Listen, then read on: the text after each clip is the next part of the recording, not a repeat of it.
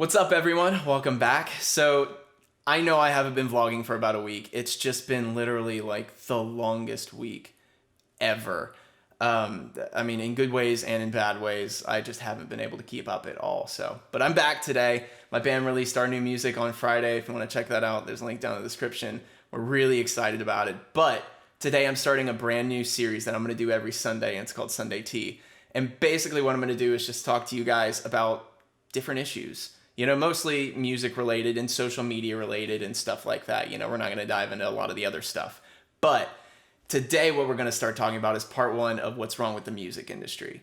So there's a lot going on in the music industry. I mean, it has changed so much. And this is actually what I went to law school for. And, there's a massive tension, and there always has been in the industry, between like labels and artists. Because you have artists who have this mindset that they just want to make their music. They want to create their art, but yeah, they'd like to make a little bit of money off of it, and they'd like to actually have a sustainable life. But you also have the labels and all the business moguls that they end up kind of fighting with their different mindset.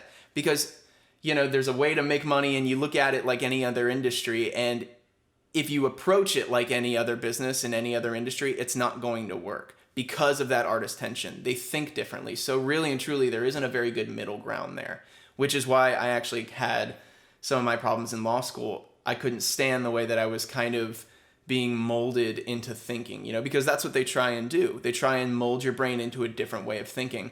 It's not a bad thing. It's just the artist in me fought that like crazy. They try and kind of get you to think very, very, very logically on everything, almost like Spock-ish. And I don't know, you end up kind of fighting against that because you want to open your brain up. You want to be creative. And even in law school, you can't write with adjectives. Nothing is creative really anymore. It's all very methodical and very straightforward, which I have a part of that, in my brain as well. So it just ends up with a lot of tension. But back to the industry, because there's that big tension, there's been a lot of issues in the past, because like artists aren't fully informed as to what's going to happen or what could happen or how anything works. They just see other artists making all this money. And again, this is actually what I went to law school to try and fix, because I went for entertainment law. I wanted to find a way to help these artists in their contracts and help them, actually have a more sustainable life. Because here's the problem. In the industry, essentially, I mean, labels aren't all bad. So, don't get me wrong. Labels have done amazing things, absolutely amazing things. They've provided a medium for artists. They've provided a way for them to monetize. They've provided a way for them to have, a great life and still make their art. But at the same time, there are the dark sides to it. What happens to a lot of these artists is the labels will sign them young. They'll sign them very young. And the reason that they do that is, one, because they are more marketable when they're young. It's a lot easier, and that they're going to have an extended career, because especially in pop music, by the time you're like, at least this was the old model, by the time you're like 28, 29, 30, you're done. You're pretty much done. So they try and get them in there as young as possible, but it's also because they're naive as to what's going on.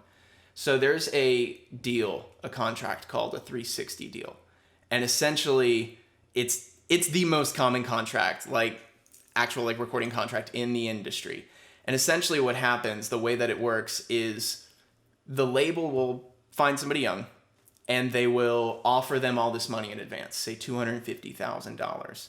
And they'll say, okay, so that $250,000, this is what it says in the contract, you have to use to pay for your studio costs, your touring, your food, like everything. It's all listed in there.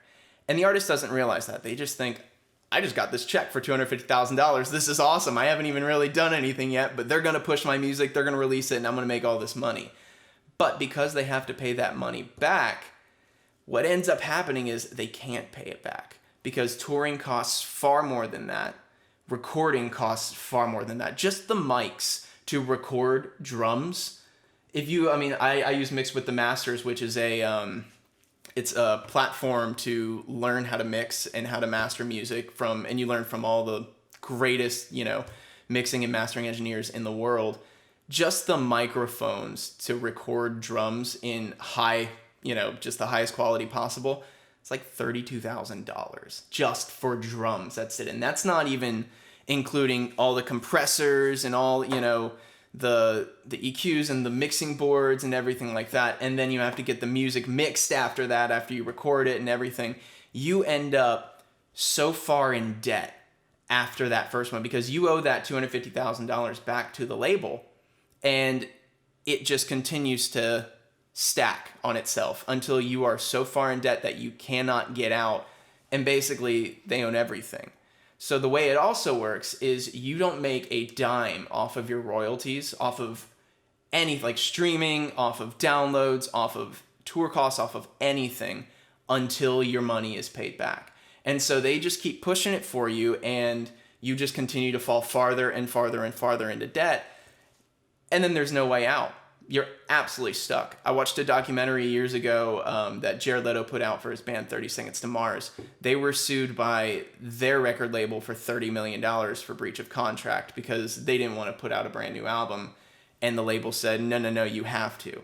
So they ended up in the same problem that everybody else has ended up into. I know the Beatles were extremely far in debt by the time they were done. Most of these artists, unless you just make an absolute killing, you're gonna end up in a terrible place.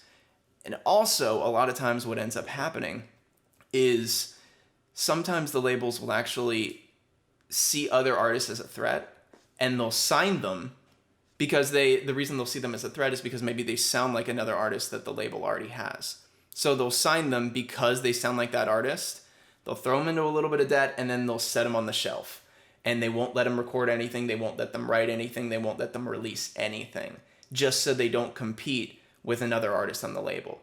Now, again, I'm not saying labels are bad at all. They have great intentions. They want to make money and they want to do it right.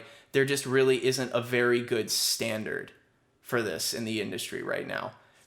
Personally, I'm working right now I have an idea, and I've been using a little bit of my social media to start to create a brand new standard in the industry. And I'm very curious to see where it goes. I've got a couple artists that I'm working with right now, but it's going to be a while before it actually gets there. So you guys will see what ends up happening, but I'm hoping it'll create a new standard. Because right now, there's 3 major labels that pretty much control everything. It's UMG, Sony, and Warner Brothers. Everything, including all the little labels under them. You hear about other smaller labels like Def Jam and stuff like that. They're under them. So they're all a part of the same thing. And it's a very sad and it's a very difficult thing. And it makes me sad that a lot of these artists just never actually get to, experience their artistry and see it through and actually be pushed in the way that they should and developed in the way that they should, because they're so frustrated and they're so financially frustrated and they don't see a dime of anything that they put out. And again, here's the other thing about it too. Even if you do end up paying off all of that money and you pay off all your debt to the label, you still don't own your music. You don't own it. The label owns it. So it's literally like taking a loan out for a house and you finally pay all your mortgage off and the bank still owns the house. Really doesn't make very much sense, does it? But, you would think there would be legal ways to get out of this, a way to get out of the contracts, but really and truly there isn't. There's only one defense out there that I was able to find in contracts that you might be able to use to get out of them, and it's called unconscionability. But the problem is you can't use unconscionability in court but you can't use unconscionability in court to get out of a contract if it's an industry standard. So it's gonna consistently be an industry standard until that standard is changed. And the only way to change it is to redefine everything, and create a brand new model. And, the labels are struggling right now because of streaming and because of, it's just, you make 0.00, I think it's like 1/4 of a cent now per stream. It takes like 1,600, 1,700 streams or something like that to make $10 off of a song. It's ridiculous. And then that is divided up into the label. It's divided up into, the producers, the songwriters, the artists, like everything. So by the time you're done, you're making nothing off of that song. It's pretty much tour, you know, you're making money off of your tours and off of merch and that side of things. So it's just a very, like I said, it's a very sad and difficult sort of sticky situation that the industry has been in. And the labels are just very bent on trying to get people to buy music again, trying to buy albums, trying to, you know, physically put things back out, maybe like on vinyl, you know, and trying to jump into that area. But you can't really revert, you know, you can't sell something to people that they already consider to be free. We have an entire generation of people now that have grown up believing music is essentially free. But what's so sad about it is you're putting something out there that's essentially free that you spend hundreds of thousands of dollars to make, just one, in all of your time and all of your effort. So, you know, we just have to kind of see this through and see where it goes and wait for the model to change and hope that it does. And, you know, maybe it'll take someone like me or maybe one of you guys will have an idea or something like that and follow it through and redefine the industry.